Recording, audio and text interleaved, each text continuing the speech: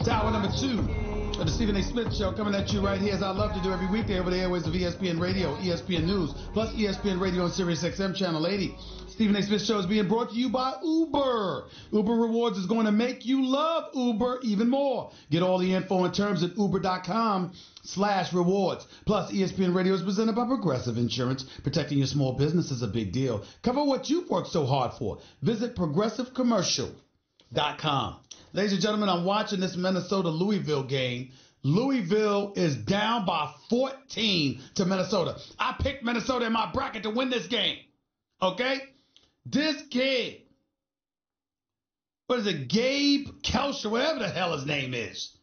I mean, this kid is balling. He's hit like 5 threes. He's driving to the basket. He's making things happen. I got to tell you something right now. It's quite impressive what he's doing. It really is. Louisville has no answer for this kid. Gabe Kelcher. He's a freshman. 6'4" guard. Averaged 9.9 points this year. Dropping threes all over the place like it's going out of style.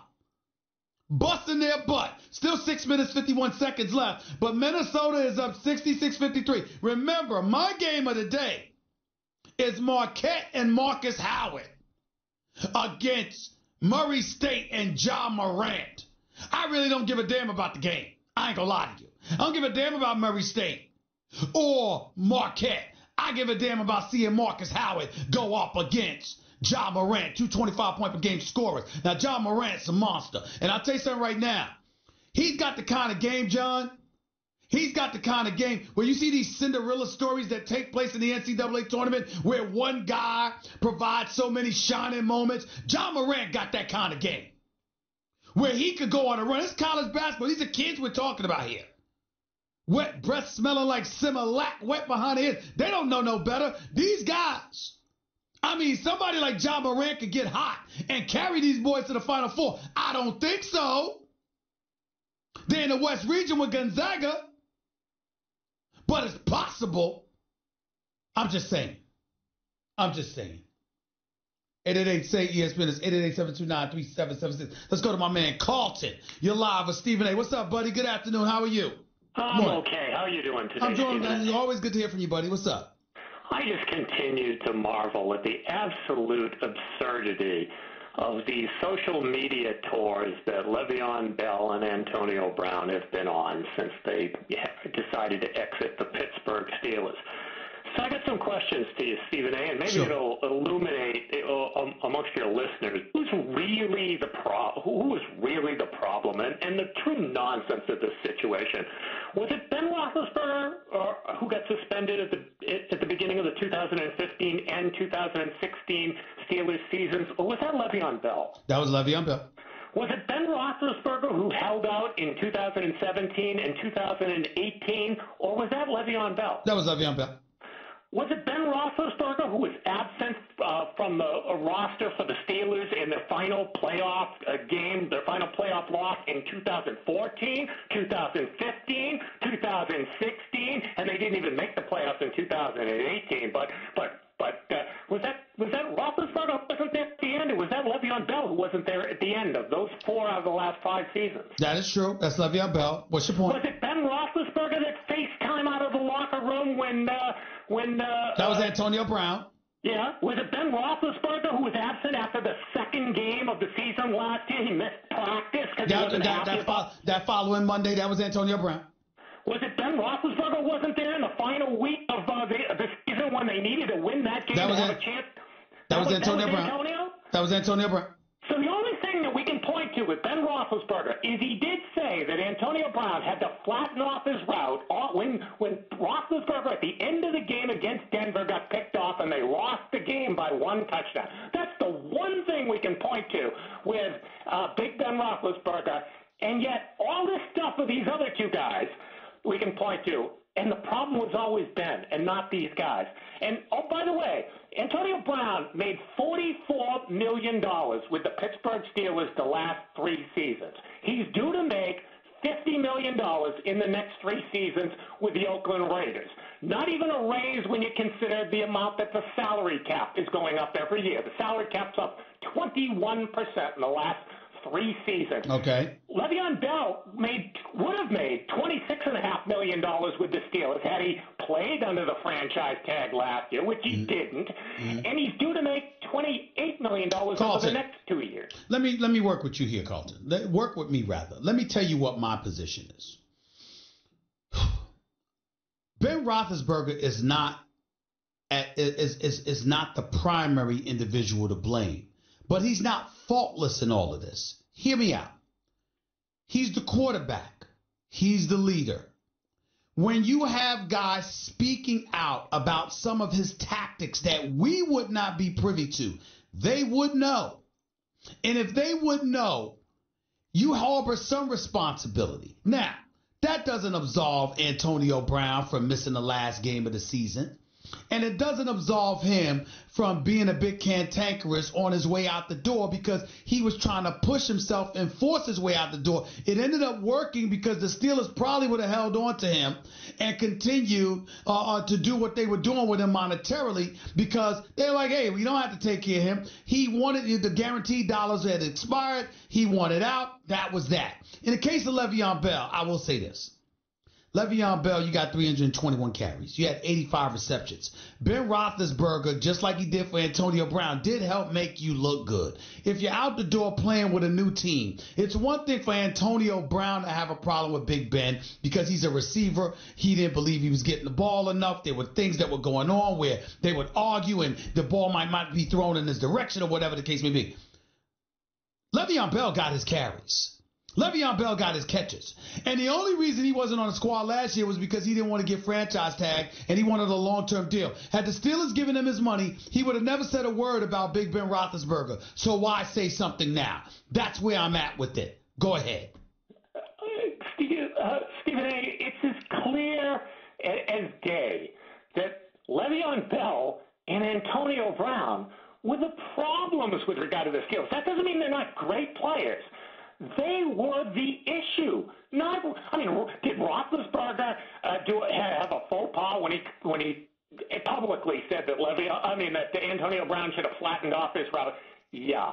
But I can point to 10 things that Le'Veon Bell did to screw up the Steelers' seasons the last 4 years. I can point to... But why was Le'Veon Bell the problem over the last 2 years? We know what happened in 2015, 2016. Let's ignore that for a second. Let's point to the last couple of years where he was simply fighting for his money. It's a business decision. No, but he wanted to get paid for a position that doesn't exist. In other words, he wanted to be paid and he still isn't. And but listen to what I'm saying. But listen to what I'm saying. You're right about that, but that's business. He made a bad business decision. It wasn't like say what? What are you talking? He mucked up the Steelers' season. Yes, he made a bad business decision, and at the same time screwed up the Steelers' season. Okay, that's fair. That's fair because if he was on the field. Brown just didn't want. He wasn't happy that he wasn't getting. He got tons of targets, but he wanted all the accolades. He wanted that giant. But my problem with you, Carlton, is this: you can't have it both ways. In Le'Veon Bell's case, he mucked up their season because why? He didn't show up because he made it a business decision that wasn't in the best interest of the Steelers, and clearly in the end didn't appear to be in the best interest of himself, assuming that he didn't mind that he might look back in mind passing up on a $14.5 million franchise tag. But in the case of Antonio Brown, he was on the field and he was balling all of these years, 6 consecutive seasons of 100-plus receptions for over 1,287 yards each season. So he did ball, Carlton. You got complaints with one guy who was on the field performing, and you got the complaint with the other guy who didn't show up. No, I got complaints with the guy who gave the Patriots board ammunition when he FaceTime, Kansas City. besmirching the Patriots. I got a problem with the guy who doesn't show up after the second game of the season when they're struggling. They're all 1-1 because he's unhappy about his target, so that Juju's getting more attention than him. I got a real problem with a guy who doesn't show up the final week of the season when they're trying to get into the playoffs. I mean, for crying out loud, compare that to Big Big Ben making a bad comment about Antonio Brown Doesn't compare. one time. Doesn't who compare. are really the problems here, Stephen A? Absolutely. If you put it that way, I totally agree. My only point is you can't completely absolve Big Ben because my position is consistent. Years ago when Donovan McNabb and T.O. had problems, we all know how T.O. can be. We all know how he could act from time to time. But my position was you the franchise player. You the star franchise quarterback. You the star player and a franchise quarterback for the Philadelphia Eagles at that time. You knew how T.O. was. You work your way around it. What you don't do is alienate him. You don't sit up there and say, I don't get involved in people's contracts. I got nothing to say. But then you go and you speak up on behalf of Brian Westbrook because y'all have the same agent. But you don't do that for the star wide receiver that had helped you have a stellar season that ended up getting y'all to the Super Bowl, even though he wasn't available for the playoffs until the Super Bowl. The point is that when you're in that leadership position, Carlton, there's something to be said about making sure that guys are cool with you. Well, look at it this way, Stephen A. They forced their way out. They got supposedly what they wanted, and they're still trashing the Steelers. That's true. That's true. Which is why I spoke out against them. Right. Yep. These guys have other issues other than just, what we've been told. Oh, by the way, Carlton, let me switch subject before I let you get on out of here. And thanks for the call. Before I let you get on out of here, what did you think about my suggestion that Tampa draft Haskins out of Ohio State instead of letting him get to the Giants? Jameis Winston made some strides in the last few games of last year, and I went to every single game, Stephen A.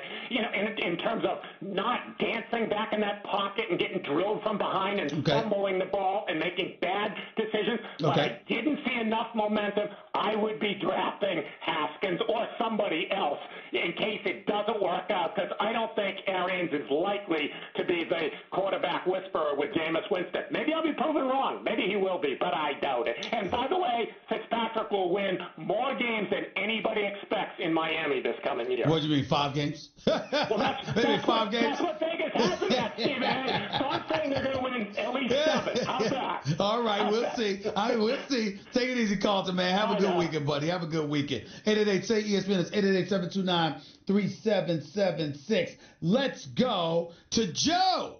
Tell me something, Joe. What's going on, Steve? What's up, man? Talk to me. You looking sharp today, brother. First off, I'm usually looking sharp, but thank you very much. All right. So just to piggyback off what Carlton said, I think he missed one part where Le'Veon Bell showed up to the plane with LeGarrette Blount, smelling like weed. I didn't know that. You're talking about the practice when they were heading to Philly. Yeah, and I forgot all about that. Is that Big Ben's fault showing up smelling like weed? Nope. Nope. I don't mean to bring up Martavis Bryant, but you know what I mean? Is that Big Ben's fault? And then it kind of makes you wonder, where's Mike Tomlin in all this? This didn't happen under, Bill Cowher. And then I didn't like the way Le'Veon Bell said, well, Big Ben's mad at Antonio Brown. Then he wants to throw it to Juju Smith-Schuster. Thing is, Juju Smith, he's catching the ball, and how is Juju Smith ever going to get Antonio Brown money if he doesn't get the ball? Wait a minute. Antonio Brown was catching the ball too now. And you can't sit up there. You can't be the quarterback and say, we should have threw it to Juju every time. You can't say that. Granted, but I don't think there's not one bit of film where Antonio Brown was dead open and Big Ben said, I'm mad at this guy. I'm not going to throw him the football. Fair enough. And then my last point, I want to correlate what you've been talking about all week, and it's this big contract money. Mm-hmm. And I think there's, an epidemic going around where each athlete is competing with one another across the board, across different sport platforms, about who's getting more money. They want to one-up each other. And it seems like the focus is no longer on winning anymore. That's not the drive. Well, listen, the bottom line is that's a different competition, and you're trying to win in that department. If they tell you the problem is that football is a little bit different because, for example, Tom Brady's a 6-time champion, right? And he's obviously a winner, okay? And universally recognized as the modern-day GOAT, okay? But Tom Brady religiously accepts less than what he could ultimately take to help the team build, all right? So he's willing to make that sacrifice. That's entirely different. What happens is in most sports, what you see is a situation where guys are saying, okay, this guy got this money, so I'm getting this. Manny Machado gets $300 million. You knew Bryce Harper was going to get 325 to 330. Yeah, Bryce Harper gets 330. You knew Mike Trout was going to get 400 million. But if neither of them had gotten 300, what would Trout have gotten? You see my point? Very, very true. I think that whole baseball money, I think that started with the whole Robinson Cano to the Mariners. Well, you could say that at $240 million, but yeah, I'll tell you where the real problem lies. The real problem lies with these cats and these other sports getting this money and nobody's saying anything. But the second they get paid in football or basketball, everybody's got questions about their dollars. Very true, Stephen. I got one more point. Hurry up, go ahead. I got you. So I just wanted to know, just like what Carlton said, who started all this, or where did this all start? Did it start with Big Ben not having the cleanest record, with all his scandals? And then my last opinion, just from a Steeler fan from one to another, do you think the Steelers should try to pick up another running back, say like Adrian Peterson? I think they should. I don't know if you need another one like Adrian Peterson, because I think James Conner right now is running the ball effectively for them, and I think he might be even better this year. Let's give him an opportunity to see what he's got. But in terms of where everything has started, you can make that argument. I'm tired of bringing that stuff up. Listen, Ben Roethlisberger made mistakes in the past. So did Le'Veon Bell. Let's talk about them and football. These are problems that were made years ago. It's just like with Jameis Winston. I just saw Jameis Winston in California. Jameis Winston looks in shape, looks like he's working out. He looks like he cares. People look at the trouble that he got in where he ended up missing the first 3 games of this past season in the National Football League. But they forget the incident was dating back to 2016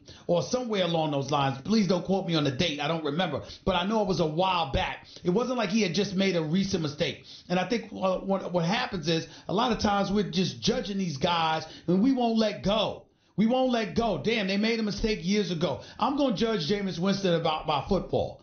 I'm not going to judge him by how he acted towards an Uber driver. I'm hopeful that he grew up and that he'll never make that mistake again. If he makes that mistake again, then everything comes back up. But if he never makes that mistake again, let's leave him be. Ben Roethlisberger, he was never arrested nor indicted on anything like that or anything like that. That is not what happened.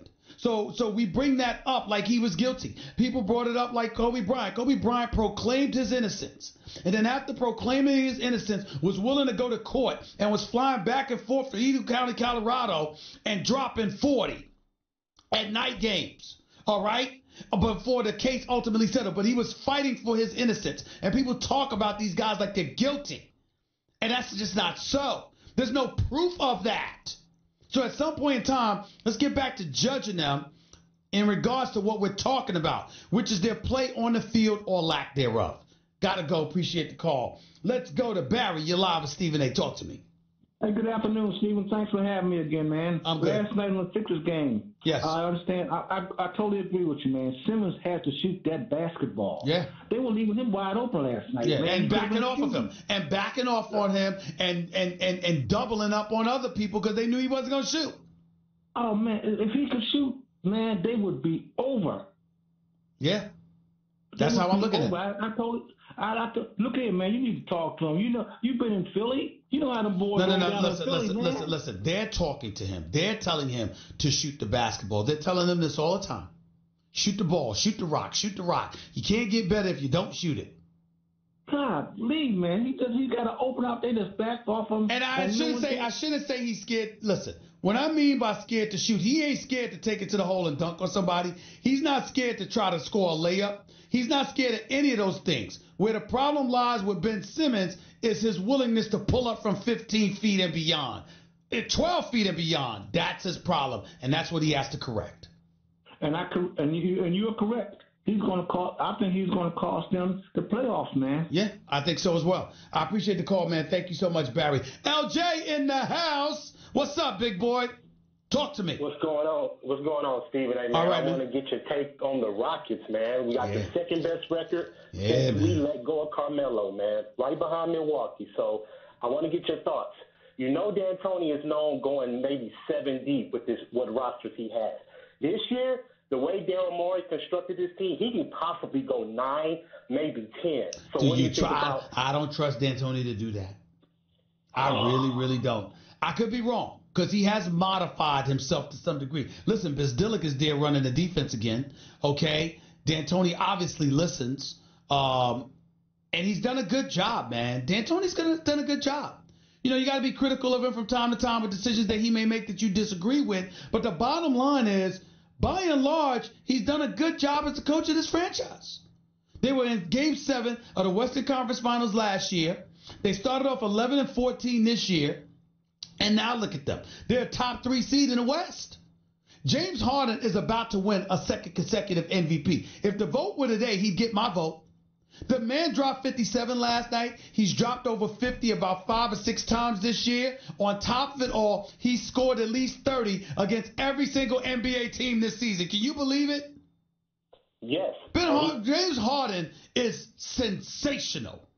So I look at the Houston Rockets, and I got to tell you something. I've been on this tip about Oklahoma City being a number 1 threat to the Golden State Warriors because of the way Paul George was playing, the way Russell Westbrook can play, the depth that they have, the way that they play defense. But I got to tell you something. The way James Harden is looking right now, the acquisition of Kenneth Faried, Eric Gordon being there, P.J. Tucker being there, Clint Capella being there. I mean, listen, you got cats that can play defense. You got cats that can play offense. They clearly know how to play. And James Harden is just unstoppable, period. So I don't have a problem with anybody that tells me we're going to have a rematch of the Western Conference Finals between Houston and Golden State, and that Houston has a shot at winning it all. I don't have a problem with that. And, oh, by the way, LJ, I love H-Town. I ain't got no problems with H-Town, bro. So if I end up having to go to H-Town instead of Oakland, I ain't mad.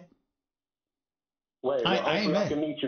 Hopefully I can meet you because I will be at the games because I cover the Rockets for the West. You will meet me, and I'll tell you why. Number 1, I'll be at the game. Number 2, and more importantly, not only would I be at the games, but if the Houston Rockets make it to the finals, First Take will be out there for the finals. And you know you got a pass to come on to the show, dog. Come on now. It's done. I appreciate that. All you got to do. And by the way, you understand, it ain't just you, it's the crew. You got a crew. I know you. You got a crew. You LJ, you here for Stephen A. That's all you got to say. Done. Appreciate the love, Stephen A. Done. Automatic. Appreciate you, bro. Thank you so much. 888-SAY-ESPN. It's 888-729-3776. You're listening live to Stephen A. ESPN Radio. ESPN News. Back with your calls in more in a minute. By the way, do you have frequent heartburn? Like the kind where you have antacids stashed everywhere in case it pops up? You know what I mean. You keep some in your bag or your desk or your car or your nightstand. You have those chalky tablets ready for whenever and wherever heartburn strikes. Well, listen up. There's an easier way to deal with your heartburn. That's Prilosec OTC. That's how. Just one pill.